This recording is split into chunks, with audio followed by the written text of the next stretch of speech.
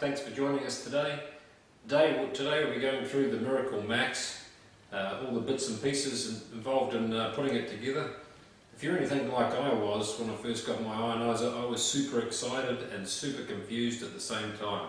So hopefully we'll be able to take you through and make a pretty simple process to work out what goes where.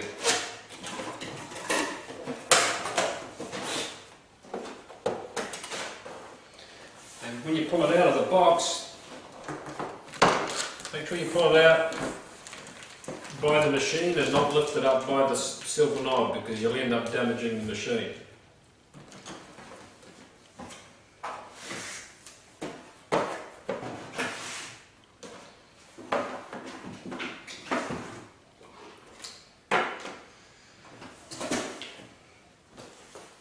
So what I usually do when I'm working with the machine, after I pull it out of the cover, I put down a tea towel just to take care of the face of the machine, to make sure we don't scratch it on anything. So I usually just put it face down like this, put the machine plastic open,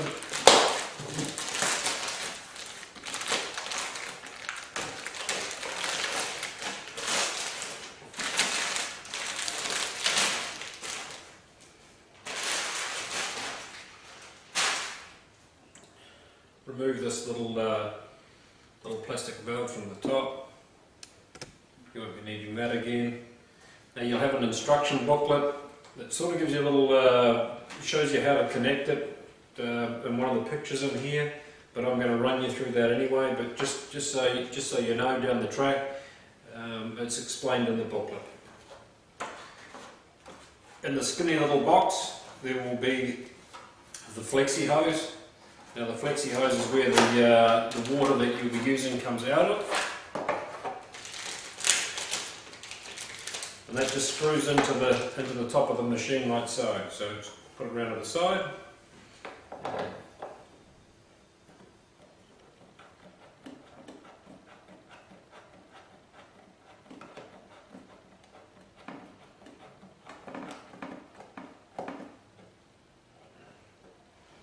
Perfect. Now on the underside of the machine is the power cord will be wrapped up.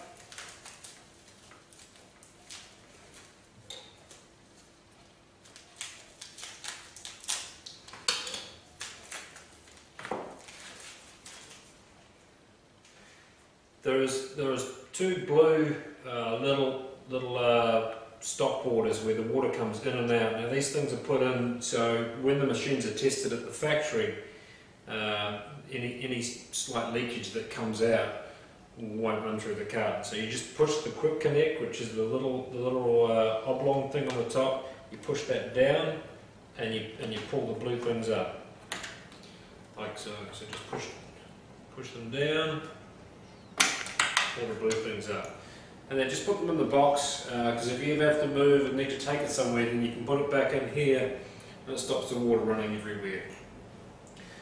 You'll have a slightly bigger box. It's got a few other bits and pieces in it as well.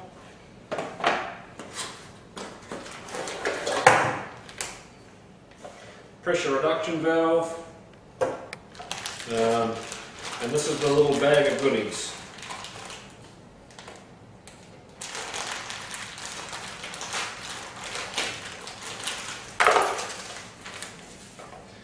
Depending on how you intend to connect your machine to water source will depend on what piece of equipment you use. This here is for the tap diverter, so this just screws into a tap, and then this little lever here turns round up and down. Up sends the water off to the machine, down just sends it into your sink as usual. In this little bag there is a basket which fits in the top of the machine. I'll show you about that a little bit later, and a dust collector that stops dust and sediment getting through into the machine and damaging the machine. There's also a pH testing fluid I'll demonstrate that a little later. And connectors. Now these connectors, some taps and some newer taps are too skinny for the tap diverter to screw into. So what we do is we use this boot.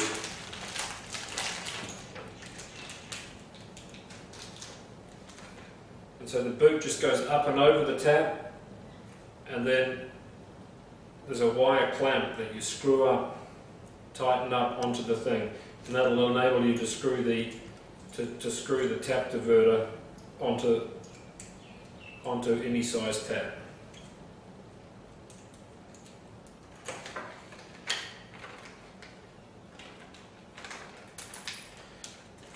This little piece of equipment here is a suction cup. You just squish it down so, like so, and that's so you can run your acid water hose, which is your out water hose, if you're running it into a sink that's not plumbed, just to stop it going everywhere. Oh, I'm having trouble getting that off now.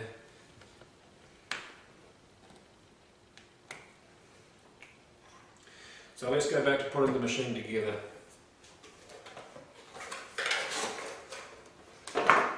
So now you've got the flexi hose in. You'll also notice a green wire on some of the machines. This is an earthing wire that's not necessary for the machines. It was put in for another overseas market where they were having some issues with the power supply, actually Mexico, so no need to worry about that for Australia. Down the bottom here you've got the in valve, which will come from your the white side of your pre-filter into that side, and then you're out, which will run away to your waste. You'll either have that go into your sink, or you'll have that plumbed back into your wastewater line. The other thing that you've got down here is your acid water control valve. So if that's done up tighter, then you'll have less acid water waste coming out. I wouldn't recommend doing any tighter than finger tight, because if you do it up tighter than that, what happens is some of the acidic minerals in the water end up going back into your acid water.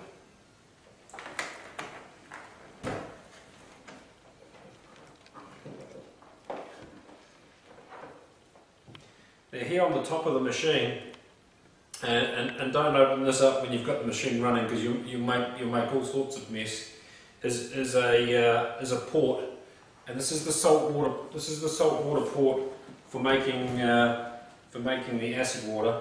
So that just pulls out like that. You'll notice there's a basket for the strong acid water only. Himalayan rock salt is what's used in here, but do not use small pieces. Only use 2 or 3 pieces that are that only just fit inside this basket. If they're used any smaller, you'll end up damaging the plates.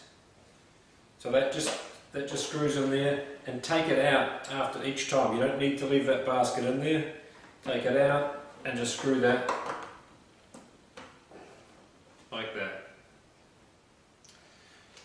Now connecting your water to the machine. So you're either going to come off the tap diverter like so, and we've got a little bit shorter here because we're working in confined space. But you're going to come. That's going to be on your tap. Then you're going to heat this up with hot water. Just dip that in hot water. That goes onto the end of here like this. In fact, I didn't need hot water. That's pretty good like that. So it's going to run through. Make sure you flush these first.